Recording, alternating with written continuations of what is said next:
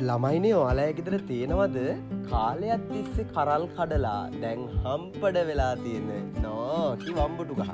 මං අද ඔයාලට කියලා දෙන්න යන්නේ කොහොමද මේ වම්බටු ගහට රාජලියගේ තියරිය ඇප්ලයි කරන්න කියලා. ළමයිනේ රාජලියා හොඳටම වයසට ගියාට පස්සේ එයාගේ දිග හොට දිග නියපොතු ඒ වගේම බර පිහාටු ගලවලා දාලා ආය අලුතෙන්ම ඒව වවා ගන්නවලු. ඒ විදිහට එයා හදාගන්න එයාගේ අලුත් අවයව වලින් තව අවුරුදු 30ක් එහෙමත් නැත්නම් 40ක් වගේ කාලයක් එයාට එයාගේ ආයුෂ වැඩි කරගන්න පුළුවන් වෙනවලු. දැන් අපි අපේ ගෙදර තියෙන අර වයස ගිය වම්බටු ගහේ අත්තු මුල් වගේ දේවල් කපලා බලමු රාජලියගේ තියරිය වම්බටු පැලේට සාර්ථක වෙයිද කියලා. මේ විදිහට පැලේ මුල් කැපුණට කිසි ගැටලුවක් නෑ. මොකද මේකට ගැලපෙන විදිහට සර්වයිව් වෙන්න වම්බටු පැලේට පුළුවන්.